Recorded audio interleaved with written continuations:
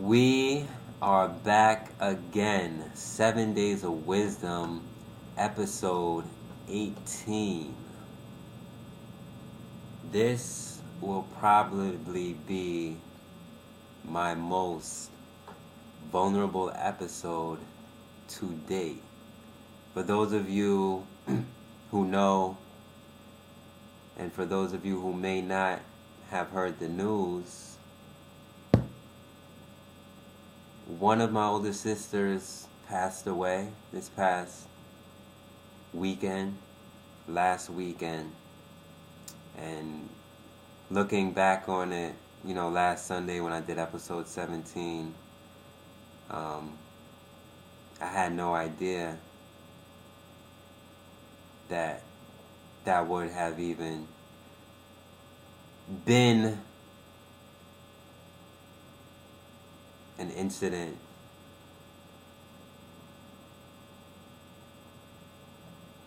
that could have taken place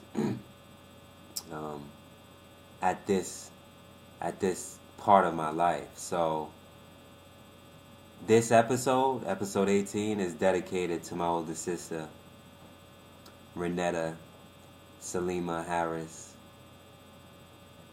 who was a very, very important person in my life. We all looked up to her. She was an artist, a creative, from a very young age.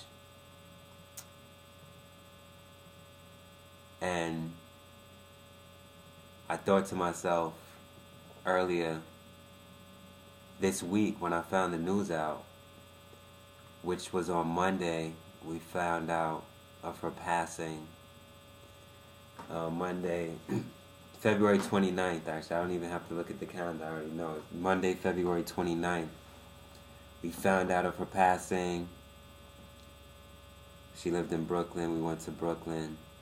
We were all heartbroken. I remember meeting up with my sister, driving over to Brooklyn. And it was just very shocking. It was a very surreal moment just to think, that my sister's birthday is literally coming up this Saturday, March 12th. And she happened to die a few weeks before her birthday. And her funeral will be on the same day as her birthday, Saturday, March 12th. And it made me just think about life and existence and the impact that we have on one another. And I thought to myself,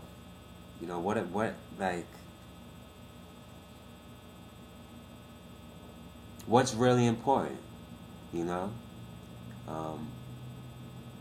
what should I be doing? And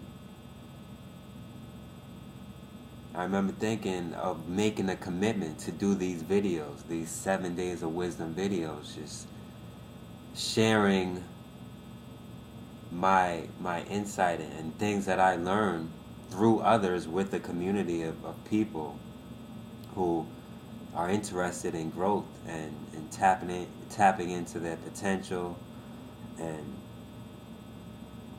just being the greatest version of themselves and fulfilling their greatest human potential, as Oprah would always say. And I thought, man, it's been a tough week. My sister passed away. How am I gonna do these videos? Like, should I keep writing? Should I keep posting content? And I thought, I have to. It's my medium of expression.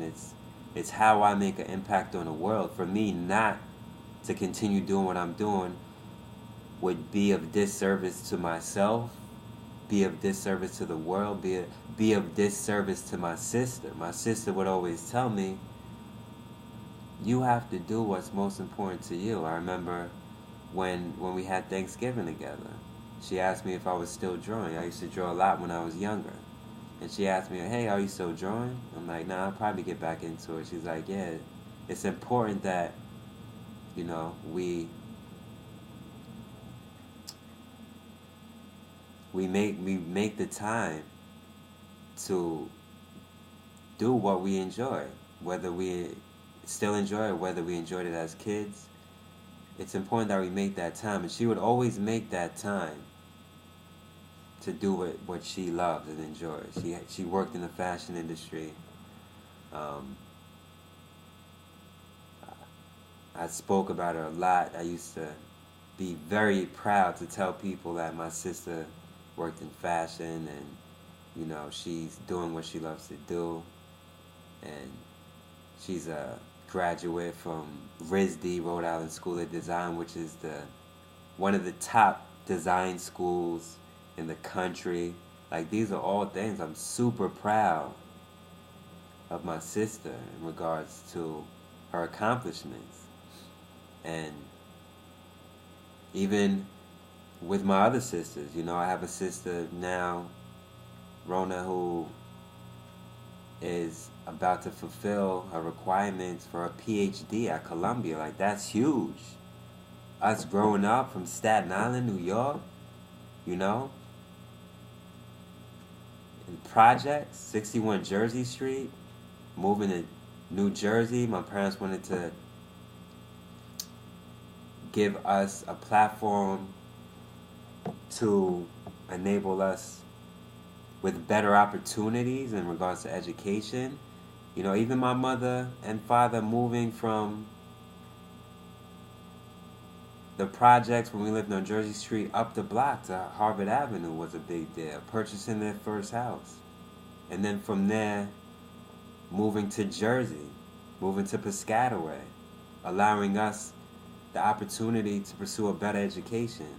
It's all a big deal, so I thought of all of this and what my role in this is, whether what I'm doing now is right, whether what I'm doing now, can be different, or whether maybe I should be doing something else. And I said, what I'm doing is exactly what I should be doing. Sharing stories, inspiring people, motivating people to do what they love to do. In the meantime, I'm doing what I love to do.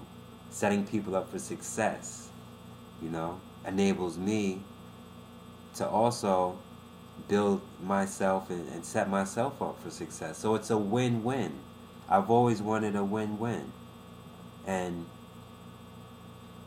when I sat down at lunch today with my parents, my mother and father, we were in Brooklyn. We were at this spot I checked out called Healthy Nibbles on Flatbush Avenue. I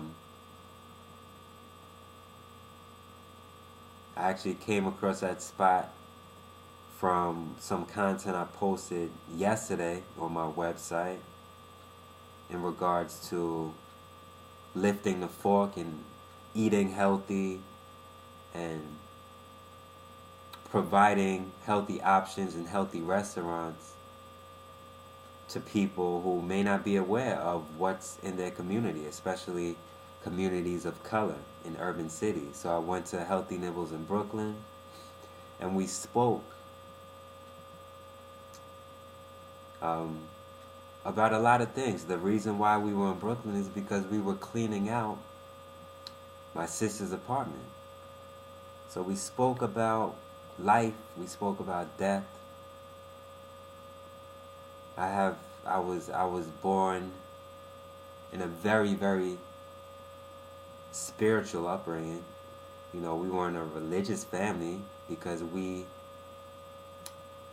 wanted to understand and have respect for all religions. We would go to a mosque, we would go to a church, go to a synagogue, just to absorb different religious cultures. That's how we were as a family.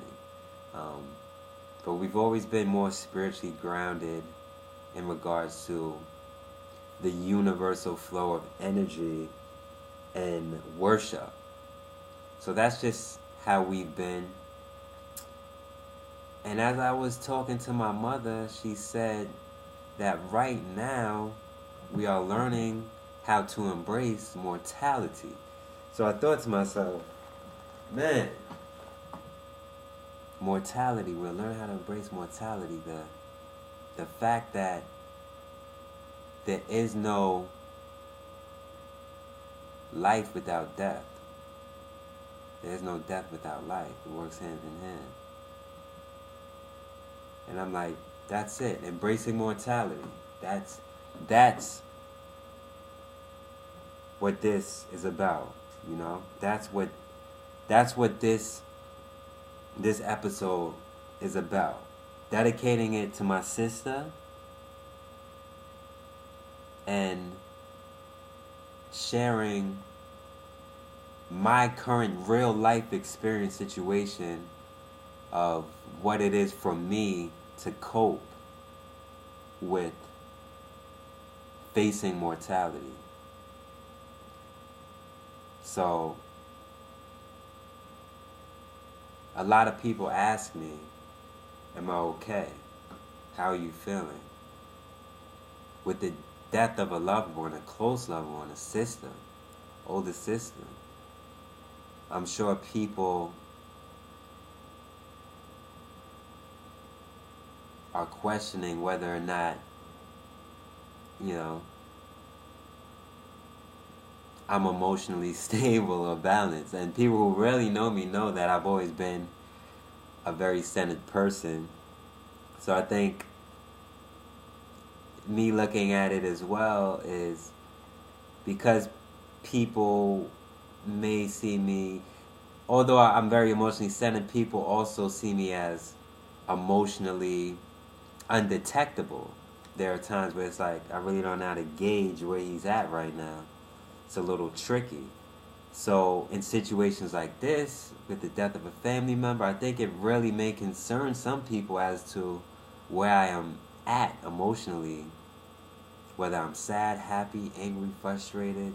And what I can say is, when I first found out the news, yes, I was sad. One of the first people I broke the news to was my good friend, one of my best friends, Thomas. And I couldn't even speak on the phone. I was crying. I couldn't even speak on the phone. Like I just broke down. But as I continue making calls, and as I continue to come to grips, but I don't even want to say come to grips, but as I continue to understand the context of the situation and what happened, I began to really know that everything will be okay. Things will be alright. From a true essence of things to be alright. Not saying things are going to be alright just to say things are going to be alright, because sometimes that's not the case, you know? And if that wasn't the case, I would say, no, it's not alright. And that's another thing I learned from my sisters, to just speak up for myself and say what's on my mind. You know, it's important to be tactful about it. I'm always diplomatic and tasteful about how I deliver things, and mindful and thoughtful about how I deliver it. However, my sister was always straight to the point. Let people know what you want to, Kway. It's like, speak up. I was always a reserved one, always the quiet one in the family. And she would always say, like, you have to speak up. You know, don't be afraid to speak up. So, I mean, that in itself is probably one of the reasons why I decided to do this series in the first place. As a way of expression and speaking and putting my thoughts out there in the world and sharing my message with the world.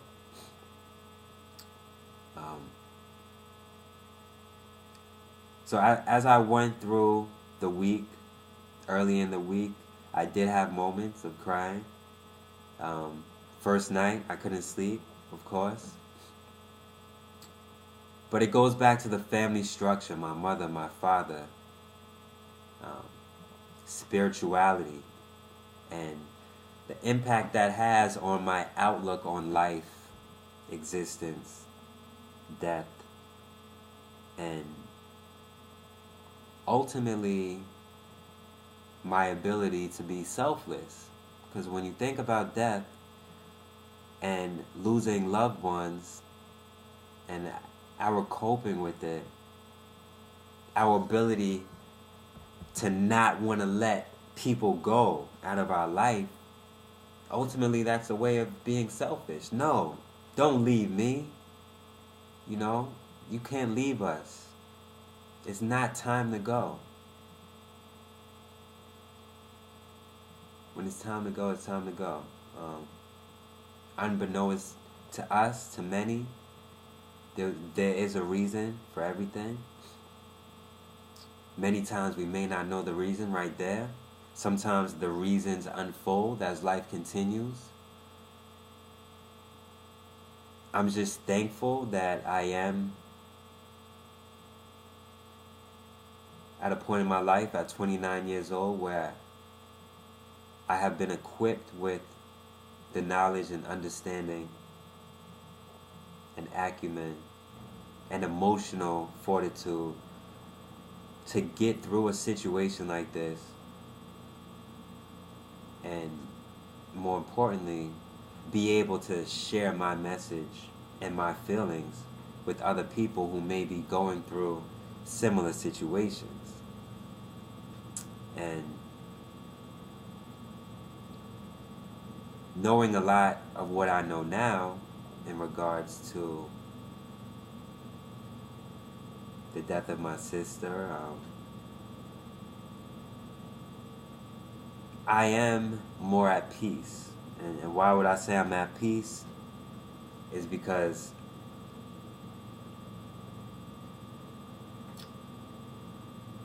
I was aware that my sister had some health problems that a lot of people suffer from. High cholesterol, high blood pressure. She would get easily ticked off at things I may consider minor. And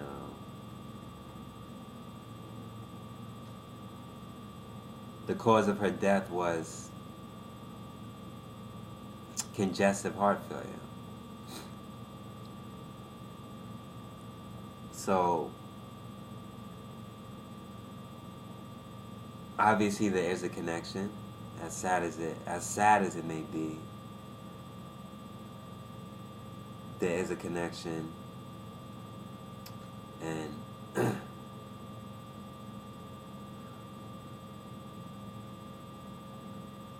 earlier today I was also told, which I didn't know, that she had a enlarged heart. I had no idea. I'm not even sure if she knew, but that's what the autopsy revealed. As well as a tumor. So these are all things that I was not privy to.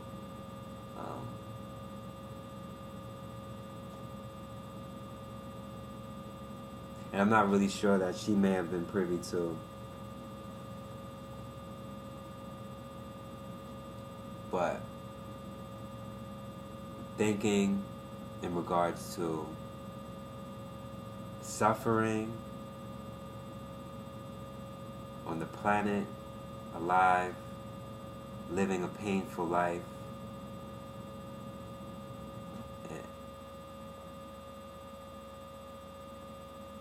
in contrast to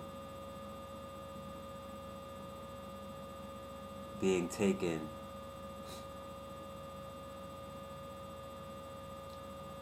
at a timely moment that no human being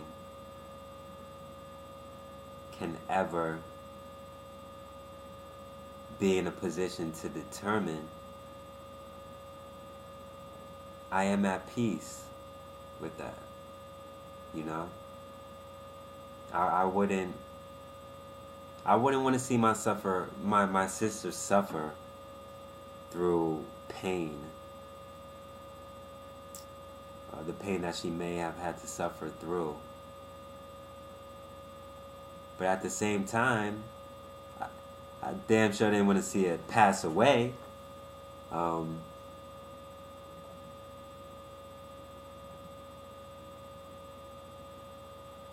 And that's out of my hands.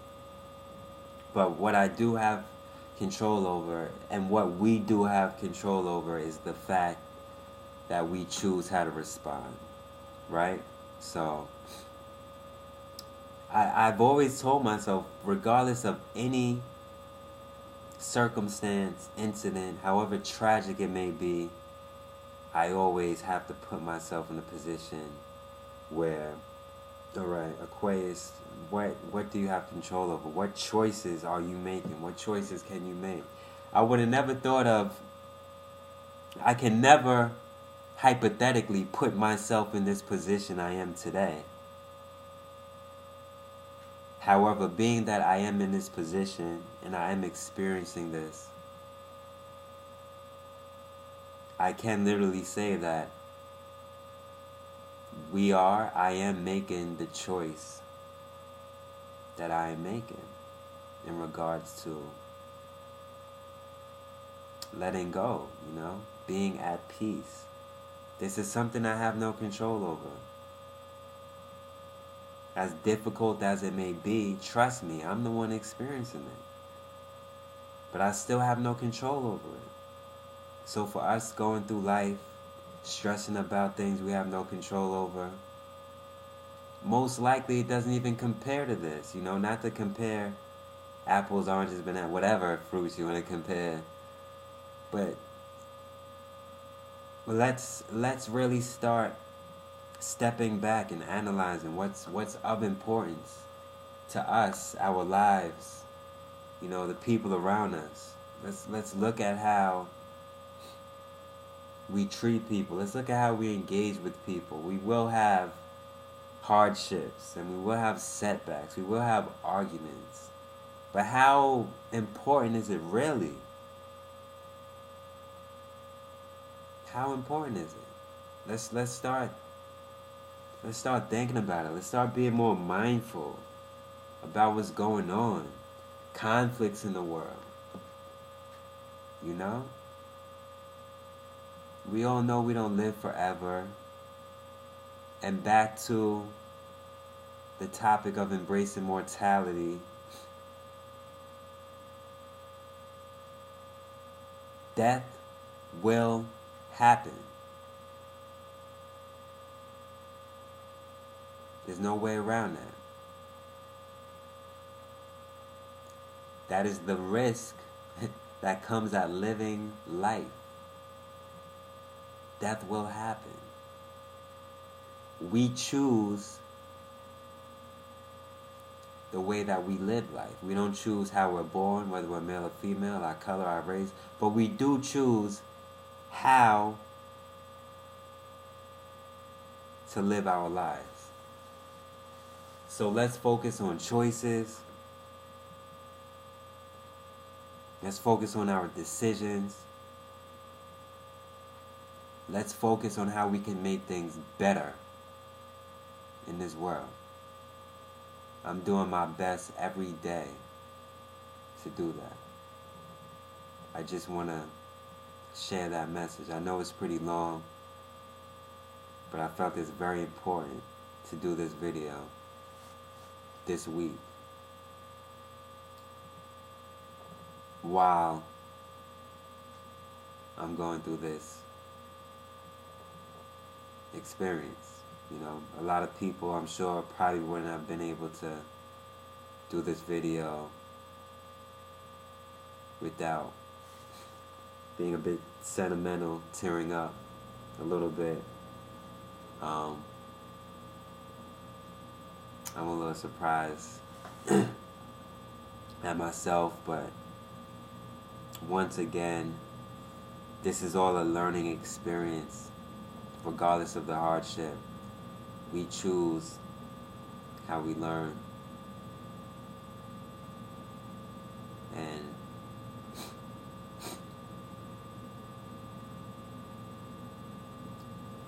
the choice is ours. So, ending this off,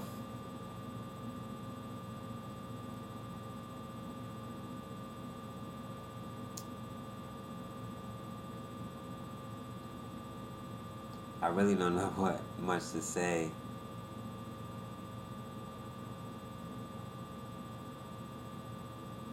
after what I mentioned,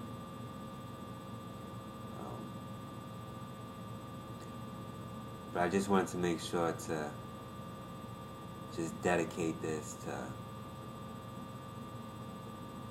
my older sister, Renetta Salima Harris, whom I love and still love, continue to love, will continue to love day in and day out, for your knowledge, your insight, your wisdom, your guidance, your support.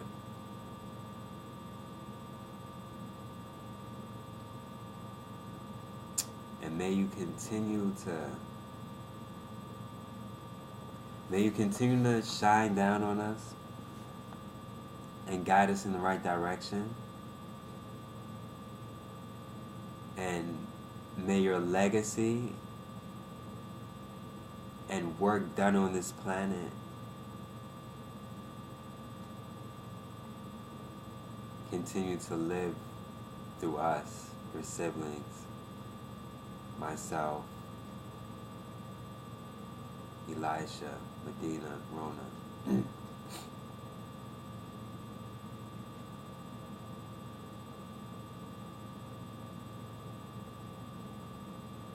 We're looking up at you, smiling.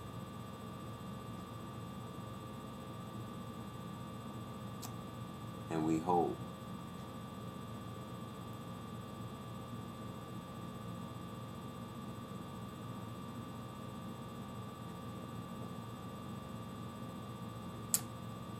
let me not say hope, we'll be making you proud.